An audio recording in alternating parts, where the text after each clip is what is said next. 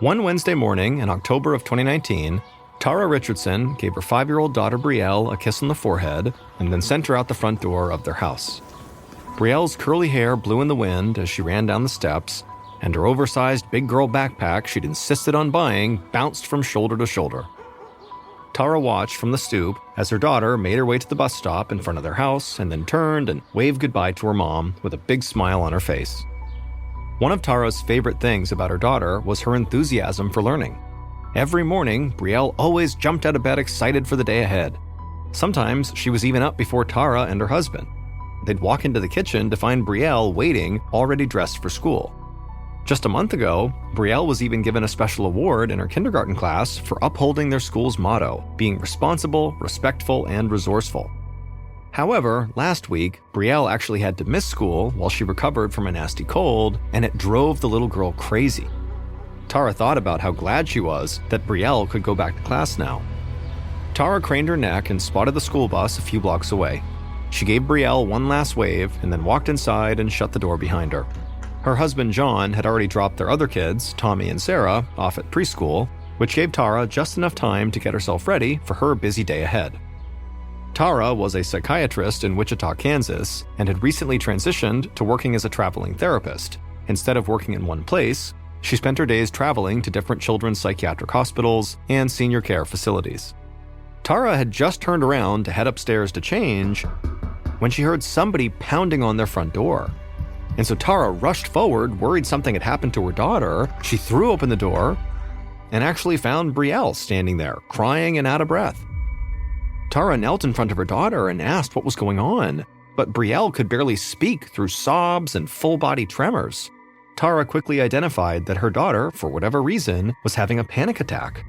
And so, in a calm voice, she told Brielle to breathe in slowly for 3 counts and then out for 3 more.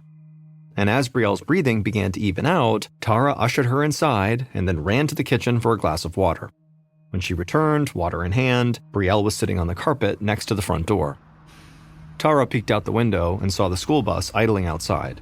She sat down next to Brielle and explained that the bus was going to have to leave without her. Brielle said she didn't care. She didn't want to leave the house and she didn't want to go to school. Alarm bells went off in Tara's mind. Her daughter always wanted to go to school. Tara wondered if maybe something had happened recently. Maybe her daughter was being bullied. 15 minutes later, Brielle had finally calmed down enough to have a conversation with her mom. She would agree to go to school, but she let her mom know she was not happy about it.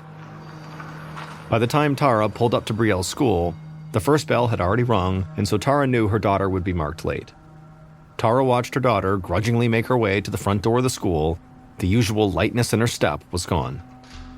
After Tara was certain that Brielle had gone inside the building, she pulled away from the curb and began the drive home, racking her brain for an explanation for Brielle's behavior.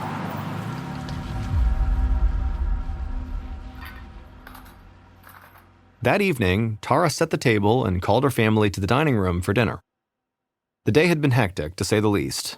After her crazy morning with Brielle, Tara was late to her first appointment of the day, and then to make up for the delay, she had to push all her other clients back. And so with all the chaos at work, Tara didn't get home until 6:30, which was why she only had time to make scrambled eggs and toast for dinner. Just as Tara was placing the serving dishes in the middle of the table, John appeared with the kids trailing right behind him. They took their usual seats, the littlest in his high chair and Sarah and Brielle on either side of their mother. Tara doled out eggs for everyone, while John buttered up some toast and passed it around. Tara knew Brielle was very likely still feeling sensitive after her panic attack that morning, but she was anxious to know how the rest of her daughter's day had gone. And so Tara asked Brielle, how was school? But Brielle didn't answer. Instead, she kind of slowly chewed her food like she didn't like it and just stared down at her plate. Tara repeated her question, but it was like Brielle didn't even hear her.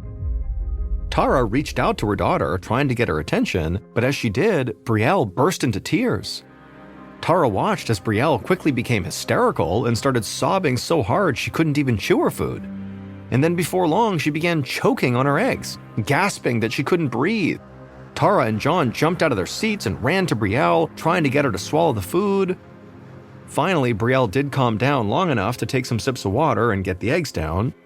And when Tara asked her what happened, Brielle cried that she'd swallowed a piece of eggshell. She insisted that it was actually still in her mouth, or maybe stuck in her throat now. Tara was not so sure, but she led Brielle to the living room and had her lie down on the couch. And then Tara used her phone's flashlight to look inside of Brielle's mouth, all the way to the back of her throat, but she didn't see anything, no eggshells, nothing. And so she promised Brielle there was nothing to worry about, there was nothing stuck in her mouth or her throat. But her daughter said that was only because she had already swallowed the eggshell. And so she told her mom she was now scared this was going to kill her, this eggshell. But as much as Tara tried to convince her daughter that she really was okay, Brielle absolutely refused to eat any more of her dinner and spent the rest of the night absolutely obsessed with this eggshell. The next day, Tara woke up feeling refreshed. She hoped Brielle felt better too, and hopefully had forgotten about the eggshell incident, and so Tara brushed her teeth, then headed down the hall to Brielle's room to help her get ready for school. And she was surprised to see that Brielle was actually still lying in bed. Tara told her that, the bus is going to be here in 45 minutes, and Brielle still had to get dressed and eat breakfast. But as soon as Tara mentioned school, Brielle began to panic. She scrunched up her face and started crying that she couldn't go. She was not going to go. Tara tried to reason with her daughter. She explained, it's already Thursday, Brielle only had 2 more days before the weekend. And also, Tara reminded Brielle that she loved school. Tara even promised to put Rice Krispie treats in her lunch, Brielle's favorite snack. But mentioning food only seemed to make Brielle more upset. Through tears, she told her mom that she was now worried that she had accidentally swallowed a worm. Tara couldn't believe it, but she did her best to try to calm Brielle down and promised her there was no way she had swallowed a worm. But Brielle wouldn't hear it, and she just kept on crying. Eventually, Tara was able to finally convince Brielle that she was okay, but then the sound of the approaching bus outside set off a whole new wave of anxiety in the little girl. And Brielle dove under her covers, hiding her face, screaming she was not going to go to school. And so as this was happening, Tara decided, you know what, Brielle is in no shape to go anywhere today. In fact, she was starting to worry that there might be something seriously wrong with her daughter. And so she told Brielle that she could stay home this morning, and then she turned to get her cell phone from her bedroom. Tara dialed her office manager and explained she would need to cancel all her appointments for the day because she was dealing with a family emergency. Later that day, Tara sat in the living room with Brielle, brushing her long curly hair in slow, soothing motions. Once Tara had told her daughter that she could stay home, Brielle had actually mostly calmed down. It still had taken most of the morning for the little girl to start acting like herself again, but Tara was just happy that Brielle was not focused on, eating worms or eggshells anymore. But as Tara continued to brush her daughter's hair, Brielle began to fidget and shake her head from side to side. Tara asked her to sit still and tried brushing her hair again, but it was hopeless. The little girl kept craning her neck, trying to look at her hair, and then she just kept on shaking her head from side to side, trying to get her mom to stop brushing. Tara put the brush down and asked her, what's going on? And Brielle looked at her mom with terror in her eyes and said she was really worried that she just swallowed a whole bunch of hair while her mom was brushing it. Tara explained that maybe a little bit of hair had come loose, and it was definitely all in the hairbrush. Tara even showed Brielle the brush. But her daughter insisted there was more hair that Tara had not seen, and that was the hair she had swallowed. At this point, Tara knew the best thing she could do for Brielle was to actually show her that she was okay. So she grabbed her phone's flashlight and once again peered inside her daughter's mouth, and as she did, she told Brielle there was no hair, there was nothing in there. But her daughter just shook her head in disbelief. Brielle jumped up from the couch and ran to the bathroom, and when Tara caught up to her, she saw her daughter sitting on the bathroom counter looking in the mirror, her mouth wide open as she checked for loose hair. The following afternoon, Tara suggested that she and her daughter play a game of tic-tac-toe, one of Brielle's favorites. And Brielle immediately lit up at the suggestion, so Tara grabbed some paper and some pencils. The game started out fine, but as the game progressed, and it seemed like Tara was going to win, Brielle became increasingly agitated. In fact, she got really mad every time her mom made a move she didn't like. And then suddenly, Brielle actually threatened to stab her mom with a pencil. Tara was shocked. Her daughter had never, ever been violent before. Tara thought about how rapidly her daughter's behavior had deteriorated over the last 2 days. At this point, she couldn't even recognize this little girl sitting in front of her. And so it was becoming increasingly apparent to Tara that if Brielle did not get better soon, she would need professional help from someone other than her mother.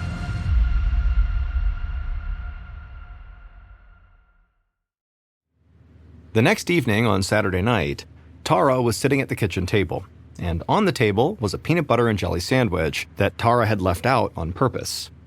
Her daughter had refused to eat or drink anything all day, and so Tara had basically put the sandwich out in the hopes that Brielle would see it and finally get hungry enough to eat it.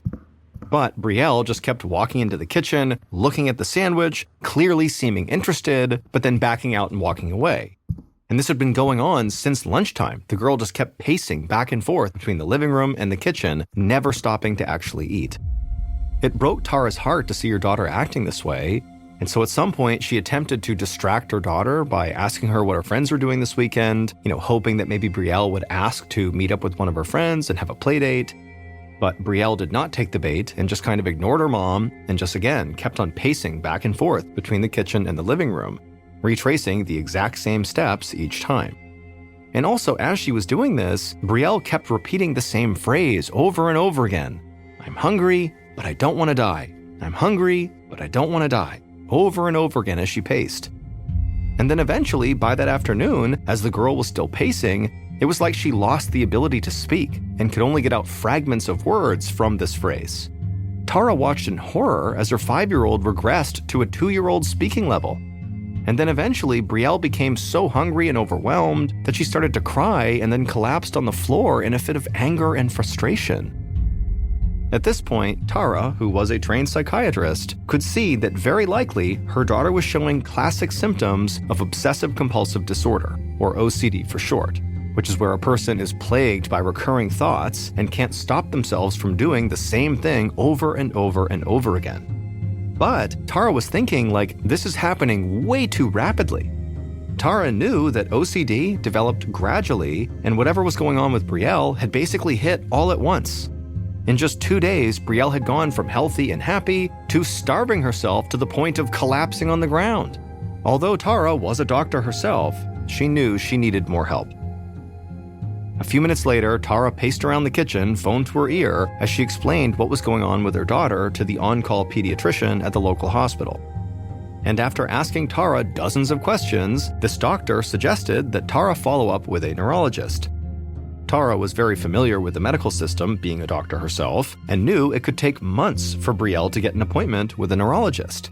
Tara was totally exasperated, and she explained to this doctor that no, that would not work. Brielle wasn't eating or drinking anything.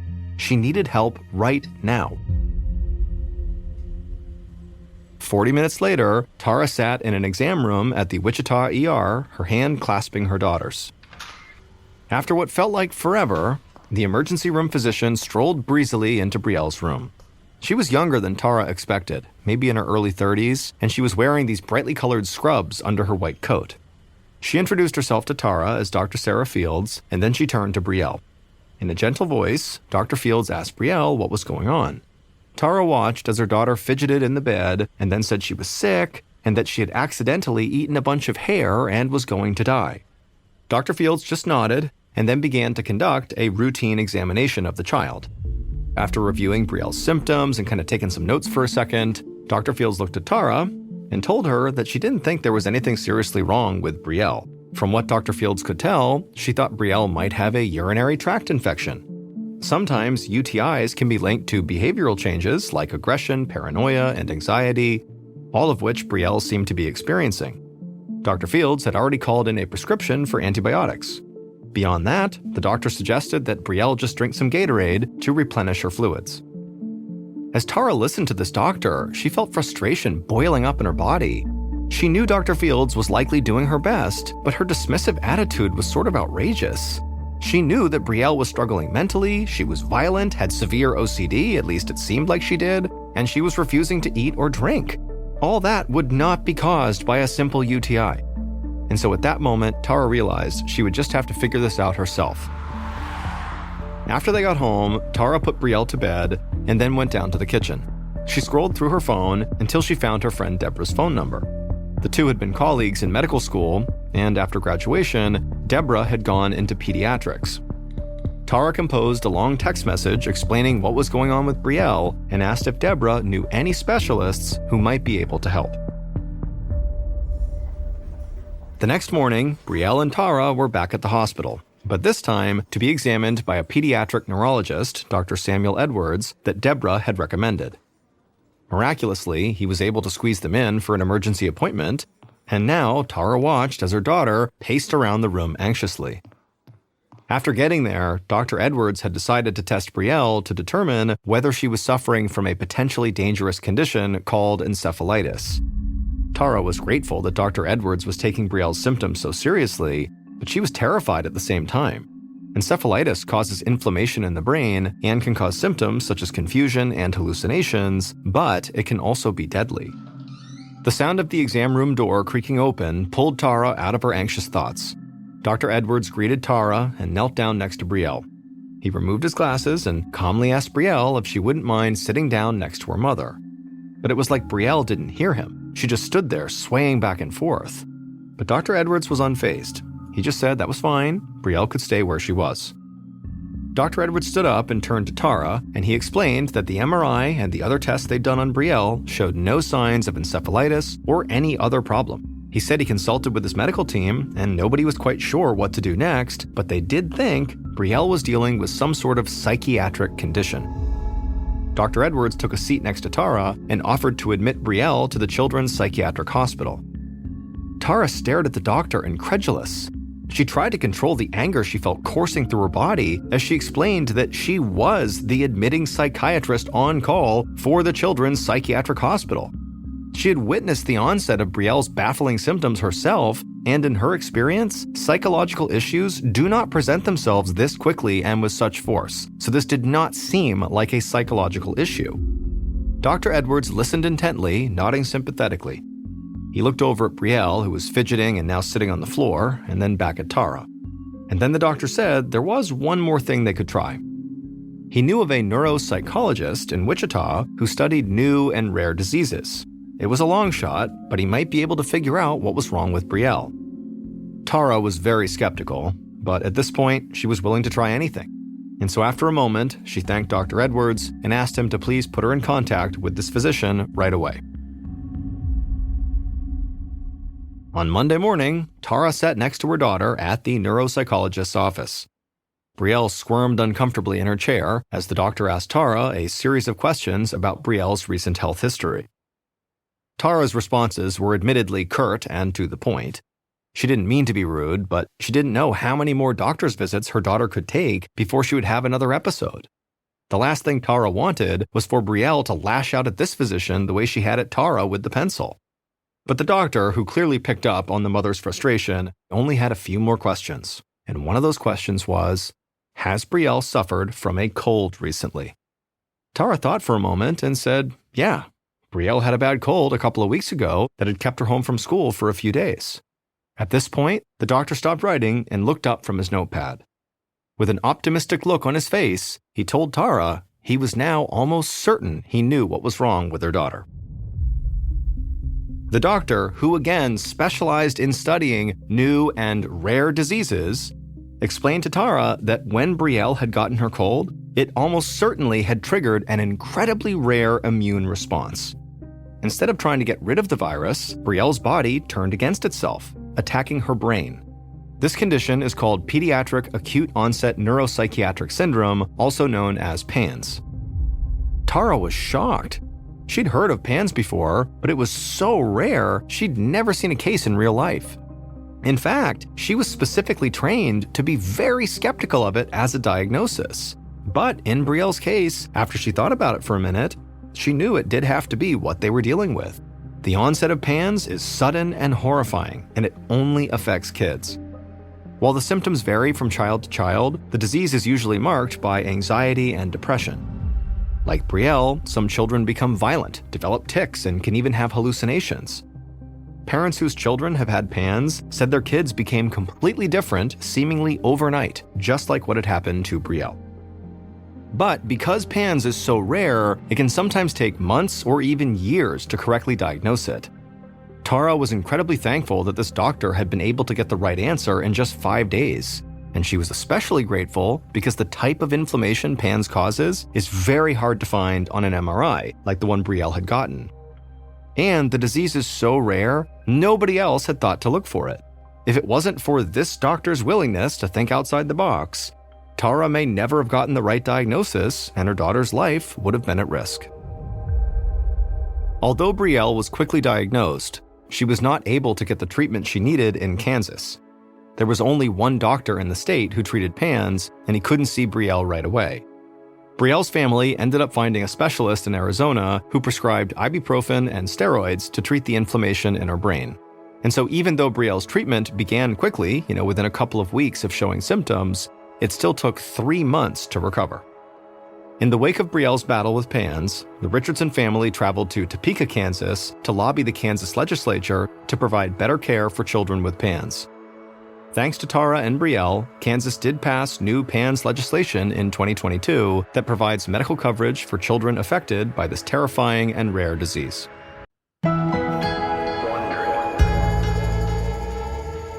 In the late 1800s, a deadly phenomenon was occurring in America. Fire departments were beginning to use these large safety nets that resembled these huge circular stretches of canvas to try to save people that were stuck in burning buildings. During a multi-story fire, these firefighters would show up and they would get out this big net and they would all take up positions around it, holding on to the edges, and then they would move it directly underneath one of the windows of the burning building, and then they would call out to the people inside to jump out of the window onto the net. And then when they jumped, the firefighters would make sure to maneuver the net to try to catch the person right in the middle, breaking their fall and saving their lives. However, the deadly phenomenon was that these people who were stuck in these buildings were more afraid to make the jump onto the net than they were of the fire. And so despite the firefighters' constant urges to please just jump, they would stay put and they would die in the fire. And so fire departments all over America were desperately trying to find ways to educate the American public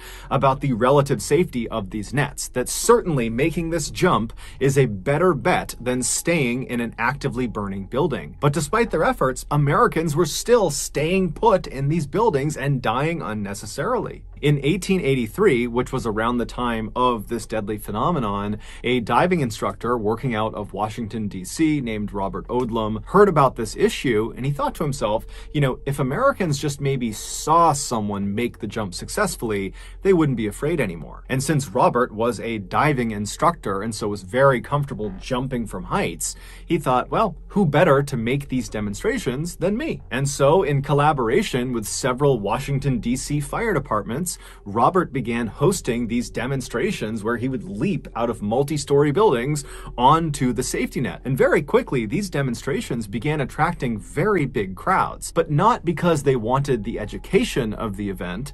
They just wanted to see someone jump out of a building onto a net. It was like a circus act. And Robert, who was not expecting this to happen, found himself really enjoying the attention he was garnering. And so pretty quickly, he stopped doing demonstrations to show off fire net safety and instead began jumping off of huge bridges into bodies of water just because people thought it was awesome. He was becoming this celebrity in Washington, D.C. And soon, Robert began taking his show all over the country, basically touring to all these bridges all over America, and he would put out these flyers all over the city, encouraging people to show up to the bridge on the day of his jump, and then when he would get to the bridge, there'd be hundreds and hundreds of people cheering him on. But Robert's very unlikely and rapid rise to fame and fortune quickly spawned copycats. And in 1885, so 2 years after Robert had begun this jumping venture, his popularity was beginning to wane because he was no longer as unique. Before, it was really just him doing these jumps, and now he was kind of a commodity. And so feeling desperate to become relevant again, Robert thought to himself, I gotta do something that sets me apart from all the other bridge jumpers. I gotta do something that nobody else has done. That way I can once again become the bridge jumper. And it just so happened there was a bridge that had recently been constructed in New York called the Brooklyn Bridge that was massive. It spanned 1,600 feet from Brooklyn across the East River to New York City, and at its highest point, it was a whopping 130 feet off of the water. And so if Robert made that jump, he would actually set the record for the highest bridge jump ever. But By this point, bridge jumping had become popular enough that police had caught on to it and they had made it illegal, mostly to protect the bridge jumpers from themselves. And so anytime police saw advertisements for an upcoming bridge jump, they would show up to the location on the day of the jump in force and they would stop the jumper from jumping. And so Robert knew this, but he still needed to get the word out about this big Brooklyn Bridge jump. And so he created a very clever word-of-mouth campaign amongst people in New York, and he also began handing out these flyers that were fairly cryptic, but still told people where to go and at what time for this big spectacle they were going to see. And on May 19th of that year, the day of the jump, Robert's underground advertising campaign had worked beautifully. By early that morning, the Brooklyn Bridge was covered with hundreds and hundreds of people, also down on the banks as well. There's all these people who are all waiting to see Robert make this record-setting jump. Robert had become a bit of a showman since he began doing these bridge jumps, and he had developed a sort of trademark entrance. He would arrive in a black horse and carriage, and then once it stopped on the bridge, he would leap out, and he'd be wearing this long coat, and he would take it off, revealing his swimsuit, and the crowd would cheer, and then he would wave to the crowd, and then he would just run to the edge and leap off the bridge. And so on May 19th, all these people who are waiting for Robert, they're looking for this black horse and carriage, and around noontime, someone spotted it. It was coming onto the bridge from the Brooklyn side, and then once it stopped on the bridge, the door flung open, and Robert leapt out in his big coat. He ripped his coat off, revealing his swimsuit. The crowd was going wild. Everyone was so pumped about this. He's waving and getting ready, and he starts running to the railing to make this jump, and before he jumps, the police swarm him and arrest him. The police were not dumb. They had caught on to this underground advertising campaign, and so like everyone else, they were out in force on this bridge. There were all these officers everywhere, and so as soon as they saw this carriage, they immediately rushed over, intercepted it, and they stopped him. And so as they're arresting Robert, the crowd is starting to boo, and they're chanting, "Let him jump! Let him jump!" And the police, who are all kind of gathered on the Brooklyn side of the bridge, they're telling people to start to disperse, and as they're doing this, something incredible happens. On the far other side of the bridge, on the New York side of the bridge, another black horse and carriage had just come to a stop on the bridge. The doors had flung open, and a man had jumped out wearing a long coat. He had ripped it off, revealing a swimsuit, and the crowd went wild. It was the real Robert Odlum. The man the police had arrested was actually an actor that Robert had paid to pretend to be him. Robert had told him to show up at a particular time and make the typical entrance that he would in order to suck all the police to that side of the bridge. And then while that was happening, Robert would show up and have enough time and space to make the jump. And his plan had worked perfectly. And so the police, who are on the Brooklyn side, they see this happening and they realize there's no way they can run all the way across the bridge and stop Robert before he makes the jump. And so, like everyone else, they just kind of walked to the railing and they watched. And so the real Robert, after revealing his swimsuit, he waved to the crowd, he's smiling, everyone's going crazy, and he runs over to the railing, he climbs onto the other side, and he's looking out over the water, and he gives one more wave to everyone down below in boats and on the banks and on the sides of the bridge, and everyone's going crazy, and then he jumps. Onlookers would later say that at first his jump was perfect. As soon as he leapt off the bridge, like he always did, he put his right arm straight over his head and he tucked his left arm by his side. This allowed him to stay in an upright vertical position as he fell. But just a second into his fall, a strong gust of wind blew Robert off his axis, and suddenly he was falling on his side. Now, it's important to understand, bridge jumpers, when they jump from really high heights, they need to land feet first in a vertical position. This allows their feet to, quote, break the surface tension of the water before the rest of their body comes crashing down. And if they do it that way, the water functions much like the firefighter's safety net. It will break the jumper's fall and save their life. But if the jumper lands at basically any other angle, the water tension will not break fast enough before the rest of their body hits the surface of the water. And so the water, instead of functioning like a net that will save them, will actually function like concrete. So after this gust of wind had blown Robert onto his side, he began flailing in midair to try to get himself back to his upright vertical position,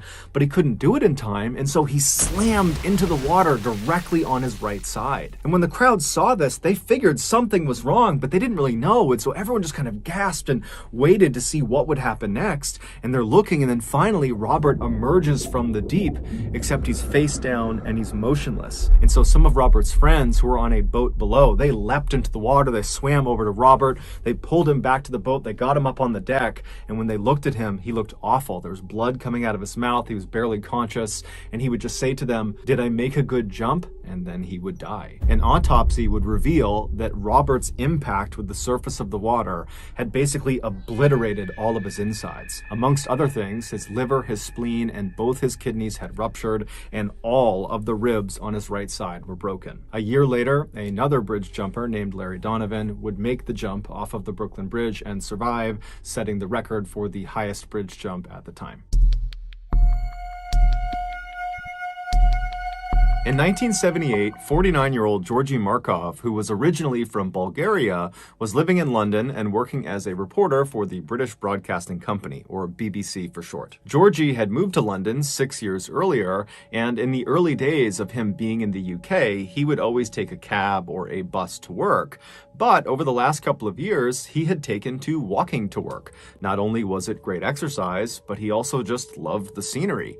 In particular, he liked on his commute to stop on the Waterloo Bridge, this very famous bridge in London, where from that position, he had a beautiful view of the Westminster Palace on one side, and he had the iconic London Eye on the other, which is a very famous Ferris wheel. So on the morning of September 7th of that year, Georgy got up and he left his flat, and he began his typical commute into work. However, by the time he reached the Waterloo Bridge and was getting ready to take in the sights, it had started to rain, and Georgy did not have an umbrella.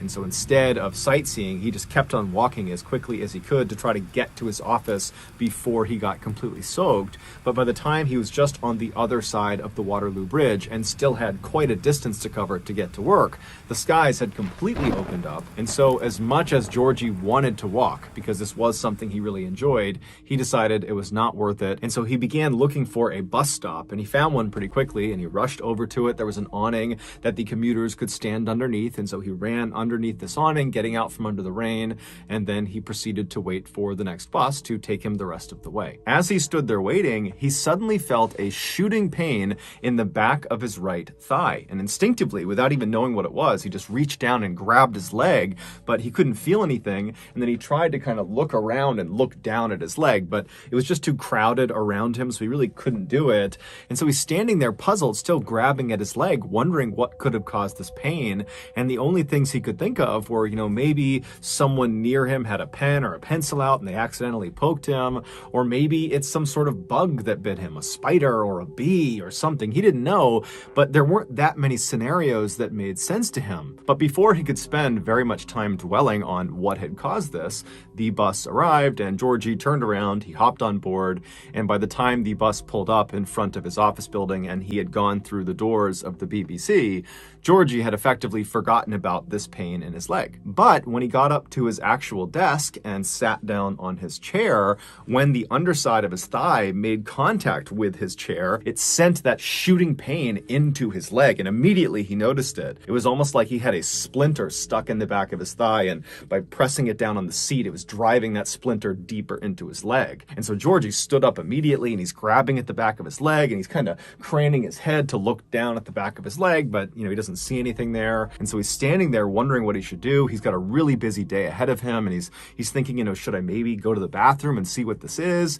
But then he tells himself, you're overthinking it. This has got to be something minor. I need to get to work. And so he sat back down in his chair, being very careful with his right leg when he placed it down so as not to press too hard on the spot that hurt. And then he just got to work. And over the course of several hours, even though he knew there was kind of a dull, aching pain in the back of his leg, he mostly forgot about it. He was just doing his job. But by the second half of the day, in the early afternoon, the pain in his leg had become so excruciating that Georgie was literally gritting his teeth and sweating profusely in order to try to ignore the pain. But at some point, it just became too much. He couldn't focus on work, and so he stood up, he left his desk, and he walked down the hall, and he went into the single-stall bathroom. And once he went inside and he shut the door behind him, he pulled his pants down and turned around and looked in the mirror to use the reflection to look at the back of his leg. And right away, there was a little bit of a relief there, because what he saw was a little bit of redness, a little bit of swelling, but nothing significant. It looked very much like someone must have hit him with a pencil by accident, or maybe it was a bee sting or a spider bite or something, but whatever it was definitely minor, at least in Georgie's mind. And so he pulls his pants back up, he tucks his shirt back in, he leaves the bathroom and goes back to his desk. And then he sits down, and despite this intense pain in his leg, he's convinced himself it's no big deal, and so he just kind of grits his way through the rest of his workday. When he finally got home again and walked through the door, Georgie's wife looked at him and was like, "What's wrong with you?" He was so pale, he was sweating profusely, he looked awful. And so he told her about what had happened with his leg, and he was still trying to kind of write it off. But she told him, "Georgie, you are sick, there's something wrong, we have to go to the hospital right now." And so at this point, Georgie was miserable, and so he agreed to go.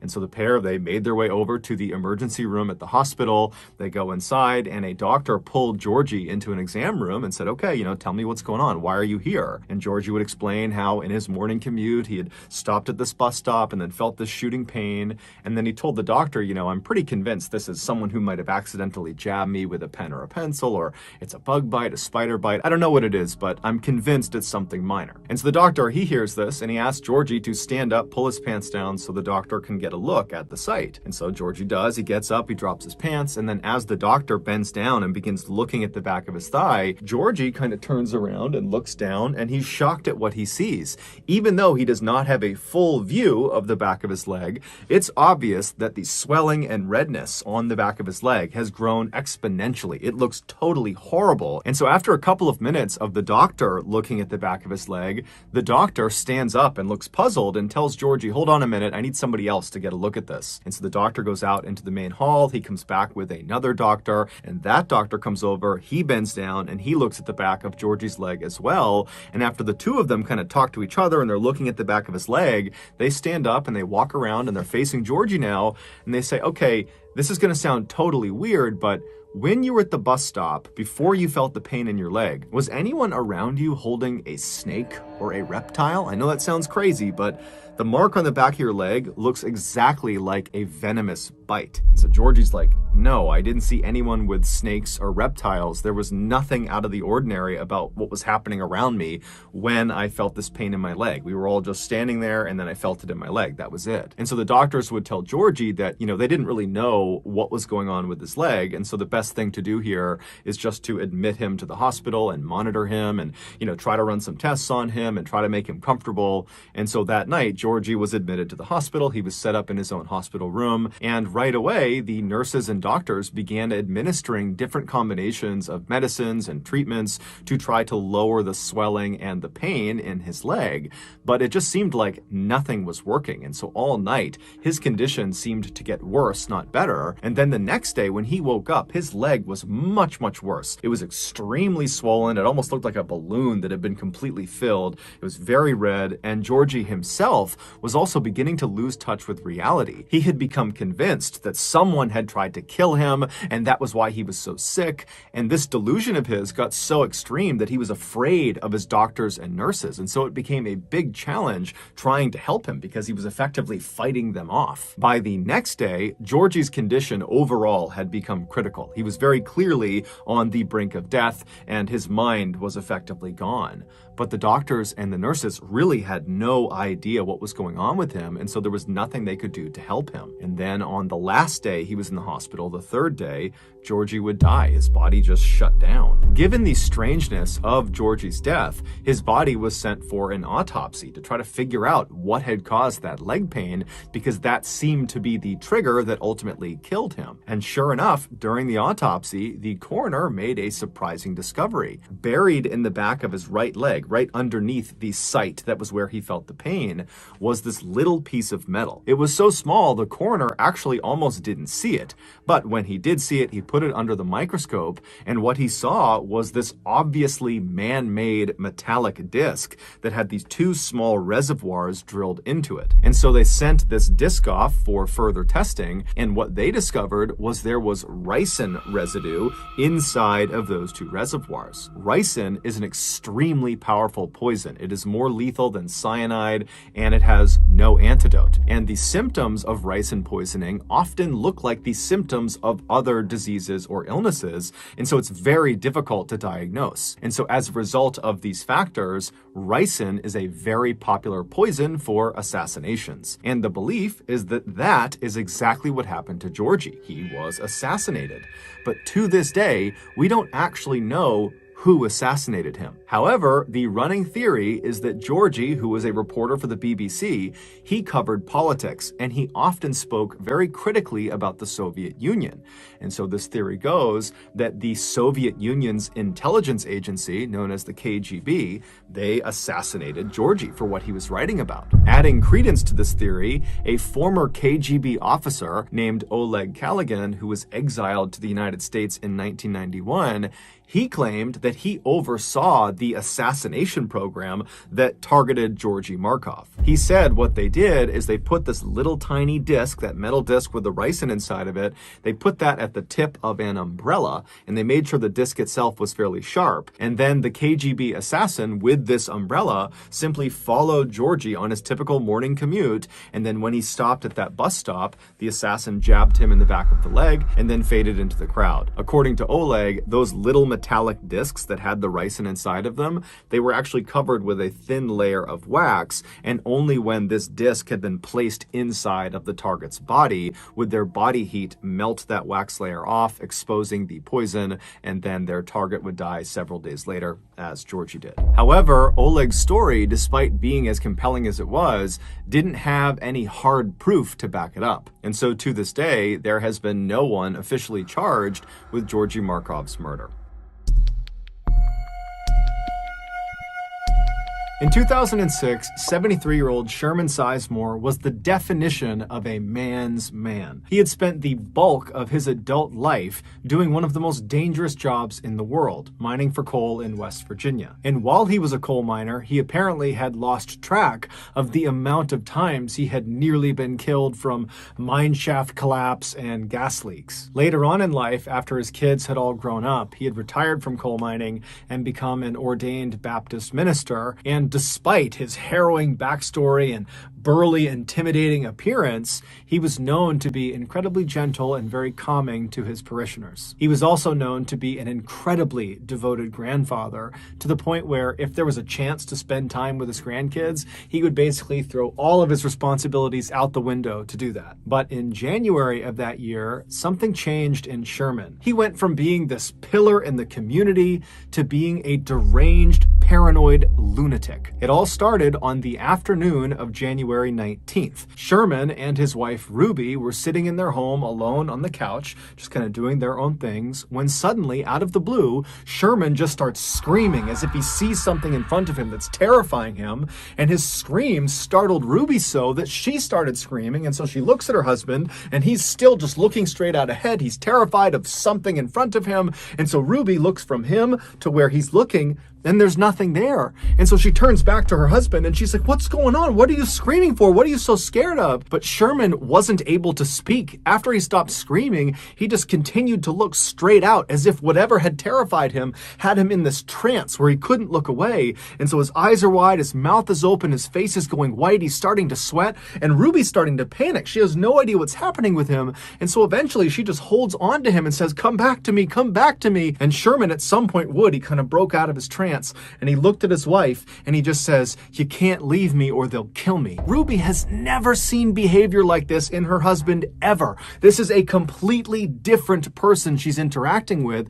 And so she has no idea what to do. And so instead, she just kind of holds on to Sherman and prays that he doesn't start acting like that again. But that didn't happen. all day long. Periodically, he would just start screaming about something that Ruby couldn't see. Now, Ruby did consider calling 911 and getting medics out there, but his behavior was so unusual, and he was normally such a rock who was so competent, who was so healthy, that she didn't want to. She felt like he would just kind of get through this, that if they can just get through today and get into tomorrow, that he would be better. And so she just all day was comforting him and just dealing with these episodes. And then finally they got into bed that night, and Ruby's thinking, thank goodness, we're going to wake up tomorrow and things will be better. But when she woke up the next morning, it was very obvious Sherman had not slept at all. He was looking straight up at the ceiling. He looked worse than the day before. It was obvious that he was not back to normal. And so Ruby called the rest of the family and had them come over to figure out what they were going to do. But when Sherman found out his family was coming to his house, he told Ruby they can't come inside. He was afraid they and others were conspiring to bury him alive. The only person he could be around was Ruby, and his whole family had no idea what to do. Little did they know there was actually a very specific reason he was acting the way he was. A few months before January 19th, which was the day Sherman turned into this different person, a few months earlier, he began complaining of severe abdominal pains. And so he and his wife Ruby and his daughter, they went to the hospital, and the doctor, after examining him and running some tests, determined that most likely his pain was coming from his gallbladder. But the only way to be sure would be to do some exploratory surgery and literally look inside of Sherman's gut and look at his gallbladder and see if that was the problem. And so the doctor asked Sherman, are you prepared to do an exploratory surgery, or would you like to just kind of wait it out and see what happens with this pain? And so Sherman talked it over with his wife and his family, and they made the decision that the pain was just too much, and so they would go forward with the surgery. And so on the morning of January 19th, so again, this is the day that Sherman basically loses his mind, he goes into the hospital completely normal. He goes in with his wife, he goes in with his daughter, and he makes his way over to the surgery wing of the hospital. He says bye to his family, and he's put on a stretcher bed, and he's wheeled in and prepped for surgery, and then brought into the operating room. And while he was in the operating room, laying on his stretcher bed, flat on his back, looking straight up at all these bright lights above him, he just struck up some chit-chat with the nurses and doctors who were in the room prepping the room for surgery, and they were also putting the IV into his arm. Then at some point, one of the nurses lowered the oxygen mask onto Sherman's face so the anesthesiologist could administer the 2-drug cocktail that would knock him out for the surgery. Sherman was scheduled to get something known as general anesthesia for this operation, where basically he would be completely out, he wouldn't feel anything, they'd do the surgery, and then he would wake up in recovery. And so once this mask was on Sherman's face, the anesthesiologist began pumping him full of the drugs that would make him be knocked out for the surgery. However, the anesthesiologist only administered one of the 2 drugs necessary for general anesthesia. He administered the paralyzing drug, but he did not administer the actual anesthetic that would knock him out, and most importantly, would get rid of all of his pain. And so as this mask is on his face and Sherman believes he's being given the proper dosage of drugs, the nurse who was nearby told Sherman to go ahead and start counting backwards in his head from 10, knowing full well that Sherman would pass out before he reached 0. And Sherman knew this too. He had been in surgery before, and so he happily began counting in his head. 10, 9, 8, he started to feel something. 7, 6, 5, 4, 3, 2, 1. Boom, he was out. Except he wasn't. When he reached 0 in his head, counting down, he realized he had not passed out. He began taking mental stock of what was going on, and he realized he could completely feel his body. But when he tried to move his body, he couldn't. He was completely paralyzed. When he tried to make a sound, he couldn't, because his vocal cords were also paralyzed. The only thing he could move were his eyes. He could move them left and right. However, they had taped his eyes shut, so he can't see anything. And so Sherman is thinking to himself, okay, I've been given the drugs, maybe they're slow acting, any minute now I'm gonna drift off to sleep and this will just be a distant memory. But after a few seconds, he's hearing the doctors and nurses in the room. He can't see them, but he hears them. They seem to be moving towards doing this operation, and he's still awake. And so Sherman becomes frantic and starts flicking his eyes left and right as fast as he possibly can, and the rapid eye movement actually loosened the tape on both of his eyelids, and it created a tiny slit that he could actually look through. And what he saw terrified him. The surgeon was walking over next to him. He was getting his gloves on, and then the surgeon says, "Scalpel." And the nurse hands him this chrome metallic blade, and the surgeon takes the blade and begins cutting into Sherman's midsection. Sherman felt everything, but Sherman couldn't do anything about it. All he could do was rapidly flick his eyes left and right in hopes one of them would see that he was awake, that he was feeling this. But no one was paying attention to his face, so they didn't see his eyes moving around. And so the surgeon continued to cut into his midsection until he had cut out a fairly significantly sized hole, at which point the surgeon hands the scalpel to the nurse and says, "Clamps," at which point the nurse hands him what looks like a torture device, and the surgeon proceeds to use these clamps to pin segments of Sherman's skin that has just been cut open to his body to basically keep the hole open. And then the surgeon began tugging on the outsides of this hole in Sherman's midsection, making sure it was big enough that he could actually get a good look into his body. And every little tug is sending lightning bolts of pain into Sherman's body. But again, all he can do is flick his eyes left and right, and no one's paying attention. Scope, the surgeon called out for, and the nurse handed him a camera that he jammed into Sherman's gut. And then the surgeon said, "Suction," and the nurse got what looked like a vacuum and pressed it inside of this open wound and began sucking out fluids from his body. The pain Sherman was experiencing is unimaginable. Every second felt like an eternity. Forceps, the surgeon called, and the nurse handed him these metal prongs that he put inside of this hole in Sherman's body, and he used them to dislodge his gallbladder so he could get a better look at it. By this point, Sherman wanted to die. He was no longer flicking his eyes left and right. He was just looking straight out, hoping someone would finally see him.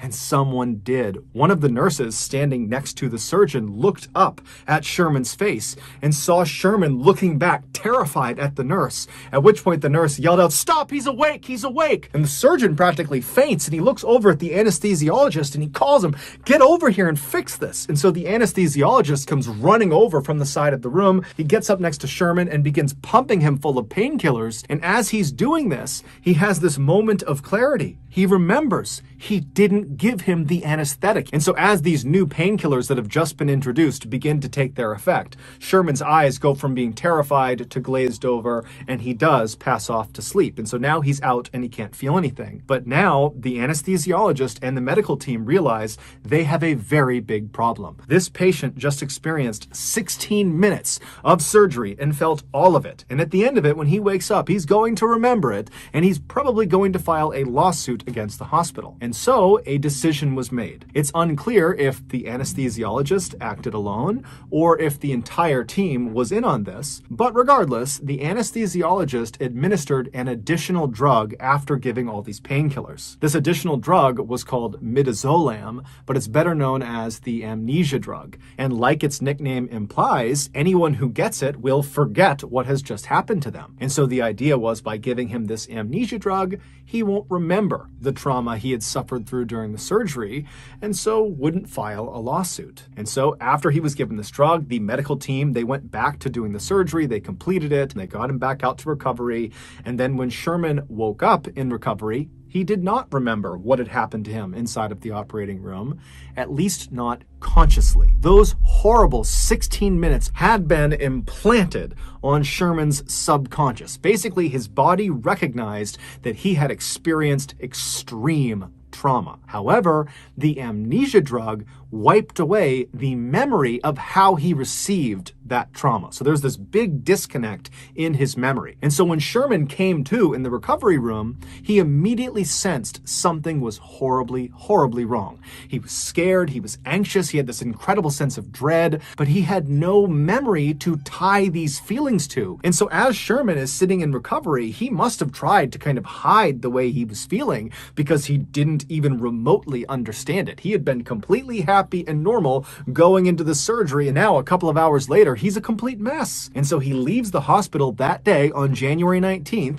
He goes back to his house and he sits on the couch with his wife. And as he's sitting there, suddenly these horrible feelings he's having, they become too much. And he basically has a panic attack and he starts screaming out and he's terrified of something, but he doesn't know what it is. And then over the next couple of days, he began having these flashbacks where he would access the actual 16 minutes of torture torture he went through, but when he would see someone cutting into him and opening his chest up and sucking things out of it, he didn't think, that happened to me and that's why I feel this way. Instead, he thought it was just this horrible nightmare that he couldn't escape from. And so his family did eventually start getting doctors and psychologists and all these people involved to figure out what was wrong with him. But before they could figure it out, the whole situation had just become too terrible for Sherman. And so on February 2nd, just 2 weeks after he came out of that surgery, he would take his own life. His family was unbelievably heartbroken. It didn't seem real that this had happened. And so they would continue to dig and figure out what went wrong. And they would finally get their hands on the medical report from the gallbladder exploratory surgery on January 19th. And after giving it to another doctor to look over, this doctor discovered that Sherman had in fact experienced 16 minutes of something known as anesthesia awareness, where you are awake or feel a portion of your surgery. And shockingly, this happens to 20,000 people a year. However, Sherman's case, forgetting the amnesia drug, just literally what he went through, 16 full minutes of this really intensive surgery that he felt, that is an absolute rarity. That does not happen very often. Sherman's family would go on to sue the hospital, and they would be awarded an undisclosed amount of money from the hospital in 2008.